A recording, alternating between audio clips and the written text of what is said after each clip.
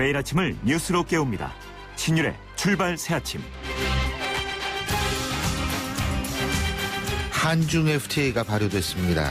작년 기준으로 우리나라와 중국의 교육 규모는 2,300억 달러로 우리 돈으로 70조 원에 달하고요. 미국과 일본을 합친 것보다 더 큽니다. 이런 중국과의 FTA가 우리에게 좀 더 유리하게 되기 위해서는 이제부터 정부와 기업이 어떻게 하느냐, 여기에 달려있다는 생각입니다. 그런데요, 여기서 한 가지 더 지적하고 싶은 점은 한중 FTA 발효로 인해서 그 피해농민 지원을 위해서 1조 원의 상생기금이 조성된다는 점인데요. 무역이득 공유제로 볼 수도 있지만 기업의 입장에선 아무리 자발적 기부를 하더라도 이득만큼 세금을 더 내게 되기 때문에 결국 이중과세라는 느낌을 가질 수밖에 없는데요.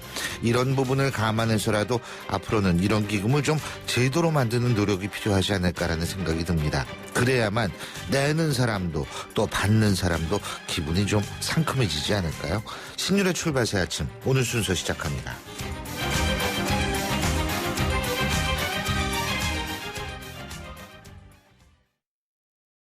크리네어 테크. 크리네어 테크 집중기. 주물 작업, 연마 작업, 페인트 작업, 분진가스, 냄새, 연기 작업, 분진. 이 세상에 못 없애는 분진이 어딨어? 크리네어 테크 집중기가 다 잡아줍니다. 예! 크리네어 테크. 크리네어 테크 집중기. 상현 오빠, 이제 주거래은행 쉽게 바꿀 수 있대. 아, 금융개혁 얘기지? 이사 땐 금융회사 주소 변경을 한 번에, 실손보험금 청구는 병원에서 바로, 펀드와 예금을 하나의 계좌로 세금 혜택까지. 시원하게 달라지는 금융 서비스. 금융개혁으로 시작합니다. 이 캠페인은 범금융권이 함께합니다. 신율의 출발 새아침. 현지 시간으로 어제였죠. 그리고 우리 시간으로는 오늘 새벽인데요. 국제통화기금 IMF가 집행이사회를 열고서 중국 위안화의 SDR 통화바스켓 편입을 결정했습니다. 실제 적용은 내년 10월부터라고 하는데요. 그런데 이 SDR 통화바스켓 편입, 이게 도대체 무슨 말인지 좀 어렵습니다. 자, 우리 경제는 물론이고 세계 경제에 큰 영향을 미칠 거라는 얘기인데 어떤 얘기인지, 그리고 우리한테 도대체 이게 이득인지 손해인지 좀 알아보겠습니다. 정철진 경제평론가 전화 연결돼 있습니다. 안녕하십니까? 안녕하십니까, 교수님. 잘 계셨습니까? 예, 감사합니다. 네. 아, 자, 이 IMF, 우리는 IMF 얘기 들으면 깜짝깜짝 놀랐는데 말이에요. 이 네. 국제통화기금이 중국 위안화를 SDR 바스켓에 편입했다. 이게 무슨 얘기예요? 이게 상당히 어렵죠. 어디 뭐, SDR이라는 예. 개념부터 정리를 해야 될 것 같은데요. 예. 이제 IMF가 준비한 일종의 세계 통합화폐다, 이렇게 개념 정리를 하시면 될 것 같습니다. 예. 특별 인출권이라고 이제 표현을 하기도 하는데요. 그러니까 1SDR 안에 세계에서 좀 쓸만한 통화 5개를 결합을 해서 이 하나의 1SDR을 만드는 겁니다. 왜냐하면 이 기축통화, 현재는 달러이긴 하지만 하나로 이게 모든 이제 세계 경제가 돌아가게 될 경우에 예. 그 통화에 이상이 생기면은 약간 문제가 걷잡을 수 없지 않습니까? 예. 그래서 그걸 좀 대비하는 그런 취지로 이 특별 인출권 SDR이라는 걸 마련을 했는데요. 현재 구성이 이제 달러가 있고요, 예. 유로화가 있고, 파운드화가 있고, 네. 엔화가 있고, 이런 식으로 이제 구성을 해놨었습니다. 그러니까 이제 비중을 보면 역시 달러가 가장 크겠죠. 그래서 그렇겠죠. 이제 달러가 한 40% 이상 되고, 유로화가 한 37%, 파운드화가 11%, 엔화 이런 식으로 이제 구성이 돼 있는데, 이제 여기에 바로 중국의 위안화 것을 또 하나의 이 SDR 구성 바스킷으로 넣을까 말까를 놓고 몇 년간 막 치열한 어떤 정치적 수싸움이 있었거든요. 예. 근데 이제 올해 초부터 IMF 쪽에서 오히려 아하. 이제는 위안화가 이 SDR의 통화 바스켓에 들어와도 되겠다라고 결정을 했고, 드디어 이제 어제 IMF 집행위원회에서 땅땅땅 두드려서 오케이다, 이제 위안화는 이제 SDR의 바스켓에 들어올 만큼 된다, 이러면서 결정을 내렸고요. 예. 지금 비중으로 보니까 한 10% 정도로 이제 판단이 됐었습니다. 그래가지고 어쨌든 이제 달러화, 유로화 다음에 비중으로 위안화가 없고, 그러니까 적어도 이 비중 싸움으로만 보면은 파운드화하고 엔화는 제쳤다, 이렇게 볼 수가 있겠습니다. 간단히 얘기해서 기축통화라는 이제 위안화가 기축통화에 들어갔다, 이 얘기군요. 그죠? 네, 세계에서 어쨌든 인정받는 통화가 됐다, 이렇게 보시면 되겠죠. 네. 근데 이렇게 되면은 기축통화가 되면은 결국 위안화로도 뭐 무역 대금을 지불하고 뭐 이럴 수 있다는 얘기예요? 그렇습니다. 그게 굉장히 중요한 포인트인데요. 예.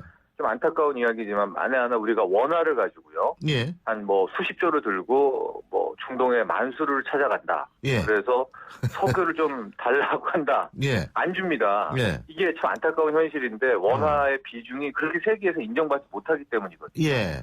근데 이제 이 통화 바스켓에 들어가는 이 5개 통화 같은 경우에는 달러만큼 안 주더라도 위안화 이제 들고 가면은 좀 준다는 얘기가 되거든요. 예. 그러니까 이 중국의 위안화의 위상이 올라가고 덩달아 중국 경제의 힘, 또 하나 이제 외환 시장에서 차지하는 파워가 커지게 되는 거죠. 동남아 일부 국가에서는 1,000원짜리 받던데. 네, 맞습니까? 근데요. 파워 줄 겁니다. 우리가 또 들고 가도 이게 그럼요. 원화의 힘이 있습니다. 근데요. 그러면은 이게 위안화가 기축통화 그렇게 이제 소위 말하는 세계에서 통용될 수 있는 돈이 됐다라는 얘기는 중국의 입장에서 어떤 이득이 있습니까? 일단은 크게 상징적인 의미로 아주 큰 장기적인 관점에서 보면 예. 중국은 결과적으로 이 달러와 한판 붙고 싶어 하는 생각이 있거든요. 근데 중국인들은 이걸 바로 안 붙습니다. 한 예. 5년, 10년, 20년 계획하에 이 계획을 짜는데 예. 가장 큰 장기적인 계획으로는 이제 달러 패권에 대한 도전이다 이렇게 볼 수 있겠고요. 예. 작게 보면은 이제 위안화에 좀 숨통이 트였기 때문에 이 그동안에는 뭐 위안화를 막 찍어내가지고 경기 부양을 하고 싶어도 통화가치 폭락 때문에 그런 것 때문에 잘 못했었거든요. 예. 근데 이렇게 세계적으로 위상을 받았으니까 중국 내부에서는 이제 위안화에 대한 사용, 뭐 양적 완화라든가 경기 부양이 좀 숨통이 트일 것 같고 그런 반대급부는 이제 외환 시장을 개방해야 된다는 또 하나의 숙제가 놓여 있습니다. 특히 그렇군요. 중국의 이 인민은행은 앞으로 환율 같은 경우에 인위적으로 개입 같은 거 못할 겁니다. 왜냐하면 개입하는 그런 통화를 누가 세계에서 이 기축통화로 인정하겠습니까? 그렇죠. 네, 그러니까 중국도 이제 외환 시장이 열린다, 개방한다 이런 의미가 될 것 같고요. 우리 한국 입장에서는 예. 약간 좋을 수도 있고 안 좋을 수 있는 명암이 엇갈리는 게 예. 아마도 이제 이 자율 외환 시장 체제로 좀 들어가면 위안화의 가치가 좀 더 떨어질 것 같거든요. 그런 의미에서 보면 우리 한국의 수출 기업은 조금 불리할 수도 있을 것 같은데 지금 우리하고 중국 사이가 굉장히 좋고 이제 위안화와는 또 통화 수합이 체결돼 있어요. 예. 그래서 이제 앞으로 이제 미국이 금리 인상하고 뭐 이런 세계 경제가 휘둘리게 되면 늘 나오는 얘기가 달러가 부족하다. 달러 때문에 뭐 흑자 부도가 난다. 이러지 않았습니까? 예. 근데 달러는 그렇게 뺏기더라도 위안화가 있기 때문에 어느 정도 그런 이 외환 위기의 위험은 상쇄될 수 있는 우리에게 또 그런 측면도 있습니다. 우리나라의 그 위안화 직접 바꿀 수 있는 시장도 있지 않나요? 그렇습니다. 예. 하고요. 그뿐만이 아니라 우리가 그 판다본드라고 해가지고 예. 전 세계 최초로 거의 뭐 이런 그 한국이라는 국채가 이제 곧 중국에서 외평채가 발행이 되거든요. 위안화라는 국채가. 예, 한국 국채인데 그걸 이 위안화지 베이스로의 이 외평채를 외국한 평형채권으로 이제 발행을 하게 되는데 이게 세계 최초거든요. 예. 이 성공할 것 같아요. 제가 보기에 이제 금리가 얼마나 붙이느냐가 문제이긴 한데 그런 식으로 된다면은. 향후 이제 기업들 같은 경우에도 위안화 조달이 굉장히 쉽습니다. 그건 어려운데 국채가 몇 프로에서 얼마의 채권의 외평채가 발행됐다 하면 그 금리에서 플러스 좀 붙여가지고 이제 기업들도 가서 채권 발행이 되거든요. 이렇게 되면 우리하고 중국은 좀 어느 정도 좀 더 가까워지면서 위안화 수급에는 상당히 숨통이 트이게 되겠죠. 근데 아까 가치는 떨어질 것이다 이런 말씀하셨잖아요. 네. 그런데도 국채 괜찮아요? 근데 제가 지금 가치가 기회적으로 떨어질 수가 있는데 또 그게 떨어진다라고 확정을 못 지는 게 어쨌든 위안화가 5대 바스켓 안에 들어가는 거 아닙니까? 예. 그러니까 각국에 있는 중앙은행에서는 그래 위안화도 나도 조금 가지고 있자. 이러면서 뭐 엔화 파운드화보다도 지금 비중은 높으니까 그런 이제 꼭 달러만 외환 보유액으로 넣는 거 아니거든요. 위안화도 좀 갖다 넣어야 되겠다는 수요가 또 발생하면 가치는 좀 떨어지지만 그게 또 상쇄될 수 있고 그거는 정확하게 말씀드리기가 어려운 대목이 있죠. 그러면은 위안화 가치가 이제 위안화가 기축통화가 되고 가치가 떨어지고 그러면 뭐 원달러 환율이나 원엔 환율에 미치는 영향은 어떻습니까? 그럼 굉장히 복잡 단언할 것 같은데요. 일단은 원달러 환율은 미국의 금리 인상 여기에 굉장히 민감하겠죠. 직접적인 민감하게 영향을 받겠고 또 원엔 환율 같은 경우에는 그 아베노믹스 있지 않습니까? 일본 중앙은행이 또 엔화를 얼마나 추가로 더 찍어내는지를 멈추는지 또 이런 굵직한 재료가 있어서 이게 지금 세계 통화 시장은 정말 뭐 소용돌이 이게 오른 후에 혹은 내린 후에 이것 때문에 그랬다라는 결과론적 해석만이 통할 뿐이지 예. 이 단기적인 예측이 상당히 힘든 이제 그런 상황에 처해 있습니다. 아, 그렇군요. 그리고 이왕 모셨으니까 좀 아까 그 미국 금리 인상 말씀하셨잖아요. 예. 어떻게 12월 달에 아니 가만있어 오늘이 12월 1일이죠? 이달 16일. 아, 벌써 그러면은 이번 달에 하는 겁니까? 일단은 한다고 했거든요. 예. 한다고 했는데 제가 생각하기엔 미국 경제가 뭐 지표도 좋고 그렇지만은 예.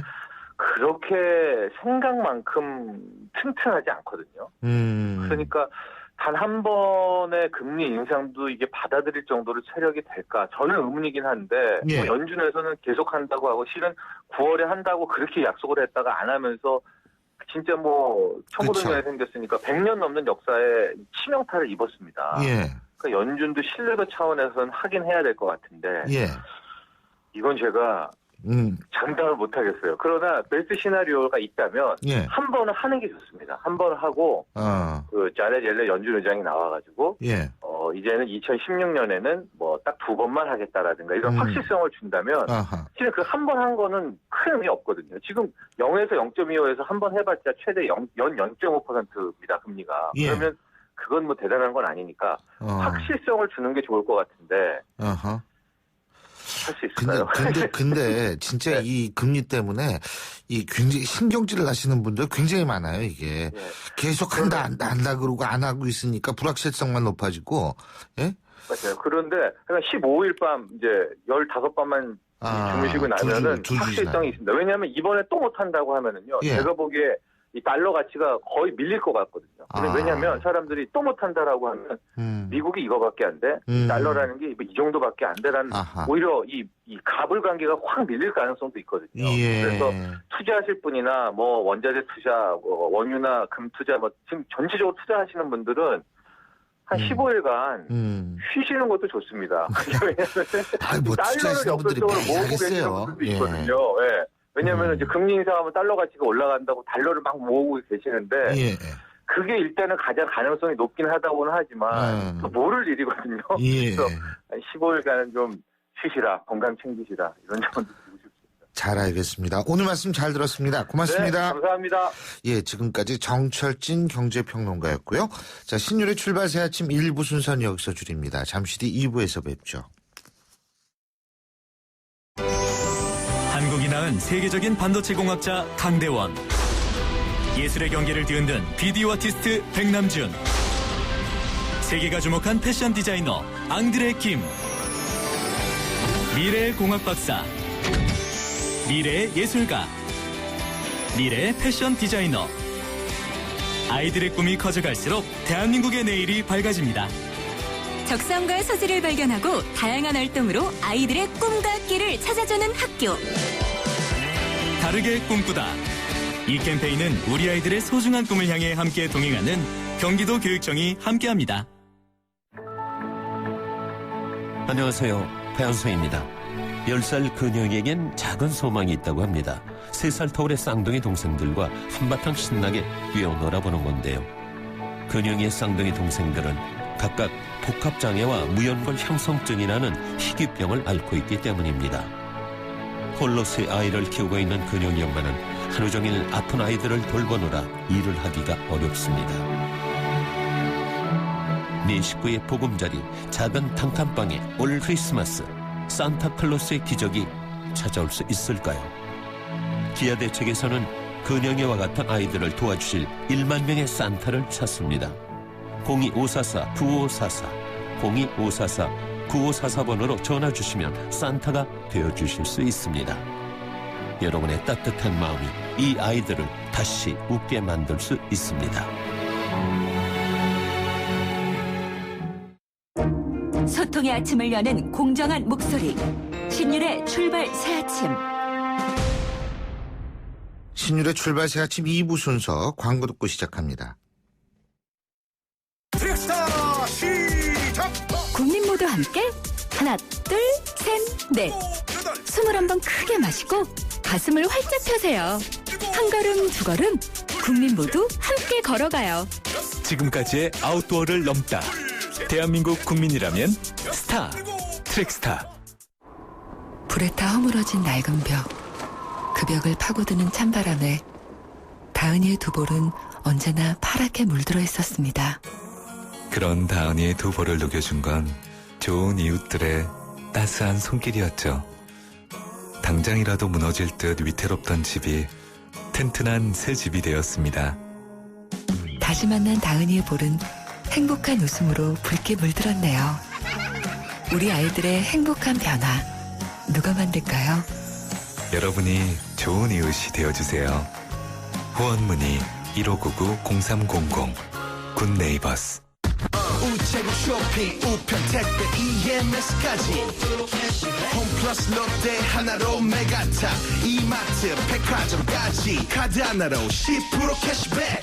우리 동네에서 더 할인받는 우리 동네 플러스 체크카드. 우체국 예금, 우체국 보험, 월 1회 할부 및 전화 이용 실적 등 홈페이지 참조. 인터넷을 누르고 검색창에 입력하고 홈페이지 하단을 전화번호 어디나? 전화번호 이건가? 복잡해. 지역번호와 114만 누르세요. 114 번호만 누르면 검색보다 쉽다 빠르다. 114. 핸드폰에선 꼭 지역번호 누르고 114. 7시 32분 16초 지나고 있는데요. 지금 이 순간 교통 상황 알아보겠습니다. 김재훈 캐스터. 네, 출발 새 아침 교통정보입니다. 이 전체적으로는 교통량이 조금씩 늘어나고 있는 상황인데요. 정체가 그렇게 심한 편은 아닙니다. 일단 동부간선도로의 경우 도심 쪽으로는 노원교에서 창동교까지는 정체가 되고요. 이후로는 서행이 됐다가 다시 군자교부터 성동교까지 밀립니다. 의정부 쪽으로도 창동교부터 노원교까지 정체 구간이 조금 늘어났습니다. 강변북로 구리 쪽으로는 가양대교에서 한강대교까지 올림픽대로도 비슷하게 정체가 되고 있고요. 강서쪽으로는 강변북로가 성수대교에서 한강대교, 올림픽대로도 올림픽대교부터 반포대교까지 시속 30km 안팎으로 이동을 합니다. 개화동로에 사고 소식이 있는데요. 개화 사거리에서 개화 지하차도 쪽으로 가는 길, 하위차로에서 승용차 추돌 사고가 있다는 현장 제보니까요. 차로 변경에 유의해서 이동을 하시기 바라고요. 강변북로 구리 쪽으로는 양화대교 목간 지점에 있었던 사고 처리 작업은 조금 전에 모두 마무리가 됐습니다. 출발 새 아침 교통정보였습니다. 신일의 출발 새 아침. 정부가 이달부터 가석방 기준을 완화하기로 할 것이다라는 보도가 나왔죠. 그래서 어제 발표된 가석방 명단을 보면은 생계형 사범 등 538명이 지금 포함이 됐는데요. 올을 들어서 두 번째로 큰 규모였습니다.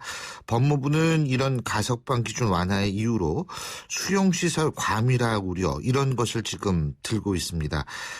그런데요. 또 반대쪽에선 현 정부대로 제외됐던 정치인이나 경제인 등 사회 고위층도 쉽게 가석방 대상이 될 수 있다.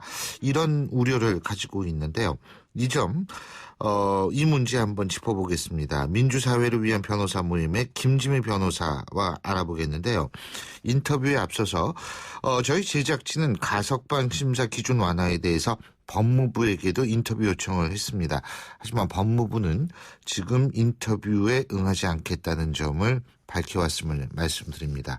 자, 그러면 김지미 법무부는 또 서면을 통해서 사회지도층을 포함한 사회무리사범이나 성폭력 사범 등 강력 사범에 대해서는 엄격하게 심사한다는 기존 원칙에는 변함이 없다. 이런 입장을 전해왔습니다.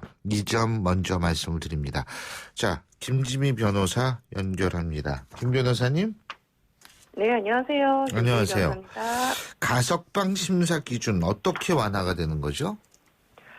네, 우선 법률상으로 가석방 가능 기준은 형기의 3분의 1 이상이지만 기존에 실제로는 형기의 7, 80% 이상을 집행한 사람들을 대상으로 가석방 심사가 이루어졌습니다. 네, 박근혜 정부 들어서 말씀하신 것처럼 기준을 좀 엄격하게 하겠다라고 해서 형기의 90% 이상을 집행한 사람들만을 대상으로 그동안 가석방이 이루어져 왔거든요. 그런데 어제는 이제 법무부가 기준을 완화하겠다라고 해서 기존의 80% 수준대로 돌아가서 심사를 했다고 하고 그렇게 해서 500명이 넘는 사람들이 가석방이 된 것으로 알고 있습니다. 그러니까 이번에 가석방은 새롭게 법무부가 규정한 그 기준에 의해서 이루어졌다 이 말씀이신 거죠? 그 가석방 기준이라고 하는 그 법무부 그 지침, 내부 지침이 있는 것으로 알고 있는데요. 네. 지금 언론 보도를 보면 뭐 그 지침을 바꾼 건 아니다라고 얘기를 하고 있고, 단지 뭐 기준을 좀 완화해서 심사를 한 수준인 것 같습니다. 기준을 좀 어떤 측면에서 완화했을까요? 그러니까 형기 측면에서 완화했나요? 지금 그 법무부에서 얘기한 거는 결국은 뭐 형기, 그러니까 형의 집행률. 글쎄요, 집행률. 예, 그 기준을 완화했다라고 볼 수 있는 거죠. 그런데요, 제가 이제 또 여쭤보고 싶은 게 법무부가 지금 드는 이유는 지금 수용시설의 과밀화 문제 있지 않습니까? 그런데 제가 사실 이 법무부가 이 얘기하기 전에도 다른 법조인으로부터 그 얘기를 한번 들었거든요. 지금 진짜 그 포화 상태다. 예? 이런 얘기를 들었는데 변호사님은 더 잘 아실 거 아니에요?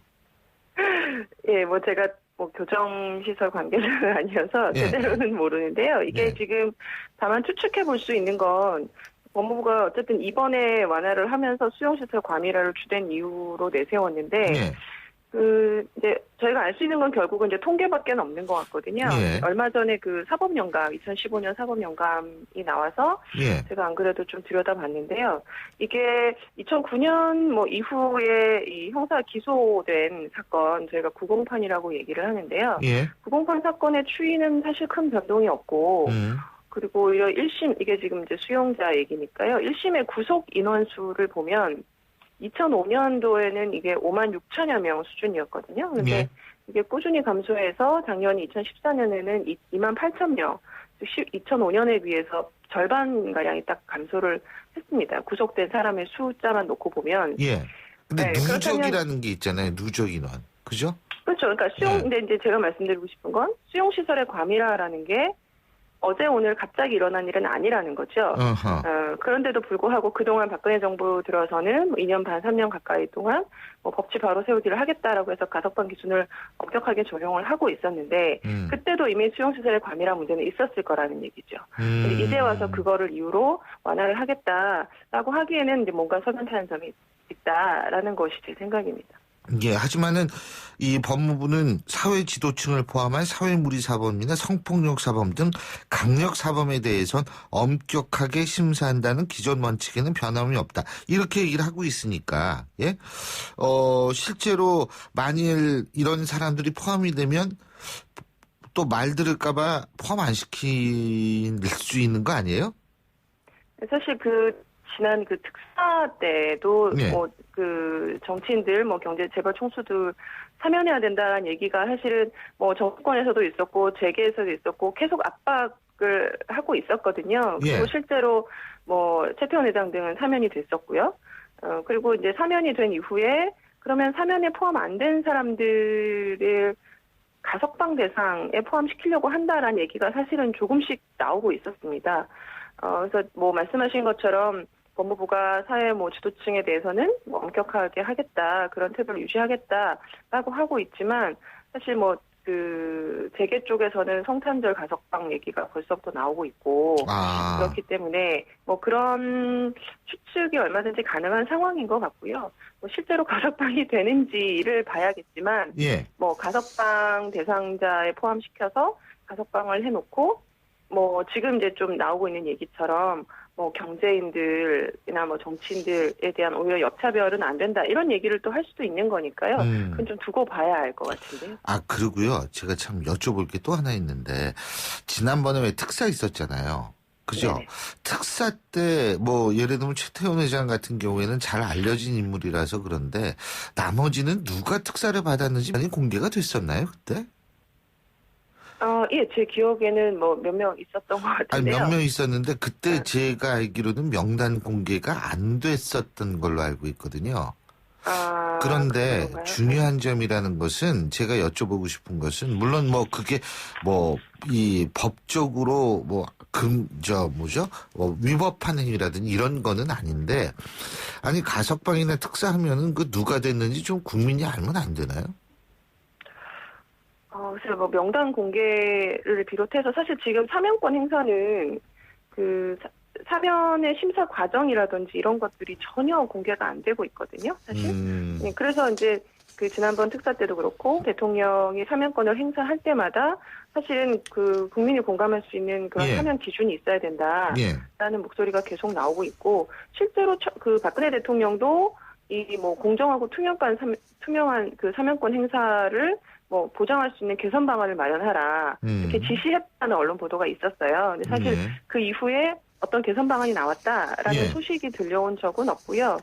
또 뭐 사면 심사위원회가 있는데 사면 같은 경우는 가석방도 가석방 심사위원회가 있지만 이런 심사위원회 구성 누가 심사위원인지 어떻게 심사하는지 사실 그런 것들이 전혀 알려지지 않고 있어서 밀실사면이다 뭐 이런 얘기도 하고 있어서 뭐 사면과 관련해서는 앞으로 그런 심사 과정도 공개하고 좀 더 공정하고 공정한 그런 뭐 사면 심사위원회 사면권 행사를 위한 제도 방안 있어야 된다라고 생각하고 있죠. 그리고요, 제가 이제 또 우리가 이제 항상 이런 문제 나오면 외국은 어떻습니까? 이런 거 얘기하잖아요. 예, 가석방, 예, 이 외국은 어떻습니까? 이거. 외국에서는 사실 뭐 우리나라가 가석방을 너무 엄격하게 적용한다라고 비판하는 목소리들은 말씀하신 것처럼 외국은 그렇지 않다 뭐 이런 얘기를 하거든요. 그래서 뭐 영국이나 뭐 다른 나라를 보면 사실은 그 형기 저희가 지금 아까 70-80% 얘기를 했지만 뭐 형기의 뭐 4분의 1 이상만 채우면 가석방 대상에 포함시킨다든지 형기 그러니까 전체 수용자의 한 50% 정도는 가석방으로 석방을 하는 나라도 있고요. 뭐 영국 같은 경우는 그렇게 하고 있다. 그래서 우리나라 너무 엄격한 거 아니냐. 사실 이런 말씀을 하시는 분들이 있죠. 그렇군요. 하지만은 실제로 그동안 우리나라 같은 경우에는 이 특사나 사면이 또 많았잖아요. 외국보다. 그렇지 않습니까? 그렇죠. 그리고 이게 가석방이라는 제도의 취지는 사실은 이제 재범의 위험성이 없고 뭐 수용 생활을 좀 모범적에 한 사람들을 대상으로 사회에 일찍 복귀시켜서 뭐 사회 적응을 빨리 하도록 한다. 사실 이게 이제 취지거든요. 그런데 제가 뭐 외국의 어떤 그 교화 프로그램 같은 것들에 대해 자세히는 모르겠지만 제 생각에는 이런 사회 복귀를 위한 어떤 다른 프로그램하고 연동을 해서 가석방이 이루어져야지만 진정한 사회 복귀가 가능하다라고 생각이 들고요. 이게 장기간 수용 생활을 한 사람 같은 경우는 사회에서도 그렇지만 사실은 가정에서도 소외가 된 분들이 많거든요. 근데 사회에 돌아갔을 때 어쨌든 뭐 자기가 그 일정 정도의 직업과 좀 이렇게 자기 정서적인 울타리가 될 수 있는 가정으로의 복귀가 이루어지지 않으면 이분들은 또다시 범죄에 내몰릴 수밖에 없는 구조인데 사실은 가석방 심사 기준 완화해야 된다라는 얘기는 맞지만 이것이 사회복귀를 위한 어떤 다른 프로그램하고 연계가 되지 않는다면 감옥 밖으로 일찍 내보내는 것만으로 무슨 의미가 있겠는가라는 생각이 듭니다. 예, 잘 알겠습니다. 오늘 말씀 여기까지 듣겠습니다. 고맙습니다. 네, 감사합니다. 예, 지금까지 민주사회를 위한 변호사 모임의 김지미 변호사였습니다.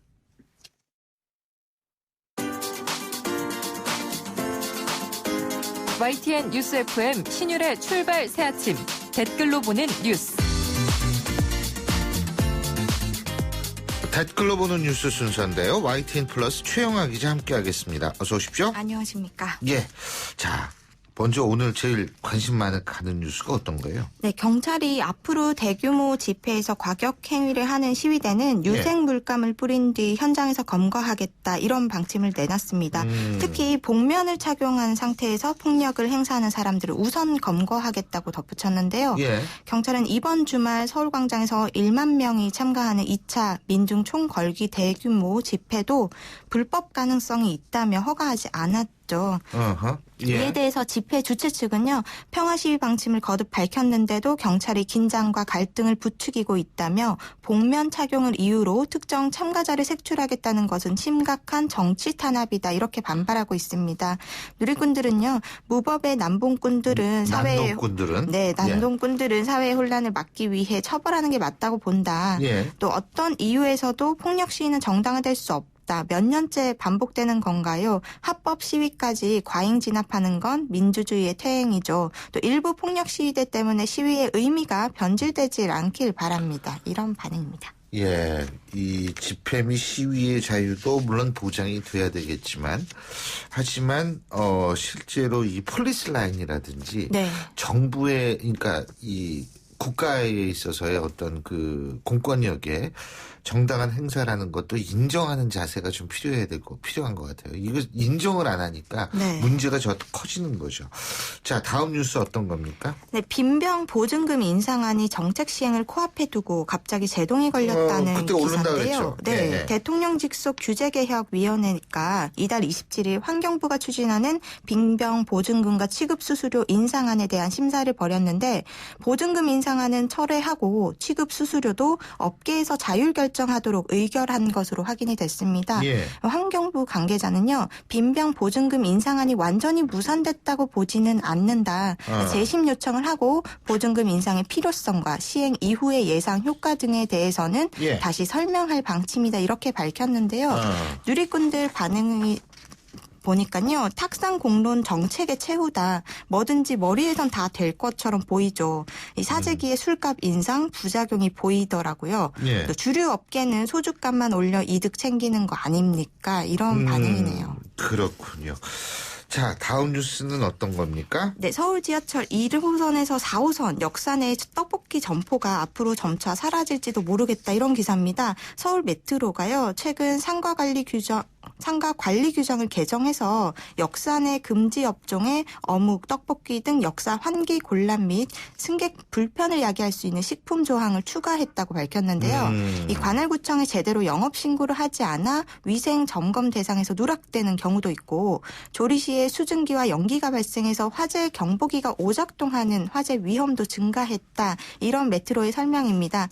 이에 따라서 메트로는 관련 규정을 개정하고 영업 중인 식음료, 분식업종을 대상으로 영업 신고증을 제출하게 하면서 수시로 단속 화재 예방 교육을 하겠다. 이렇게 밝혔는데요. 예. 누리꾼들 또 시끄럽게 생겼네요. 불법 노점상은 단속을 해야겠죠. 또 처음부터 허가를 철저하게 조사해서 냈어야지 또 뒤늦게 이렇게 합니다. 또 위생에 문제가 있다고 생각은 했죠. 또 대기업 프랜차이즈는 계속되지 않을까요? 이런 반응이네요. 예, 근데 이게 저는 근데 이 지하철 많이 타는데 네. 이 떡볶이 집이 그렇게 많은지를 그 관심 있게 안 봤어요. 그러니까 이게 벌써 나이 들었다는 식인 거예요, 이게. 네. 젊은 사람들은 많이 눈여겨볼 텐데. 번화가에는 그죠? 꽤 많죠. 예. 네.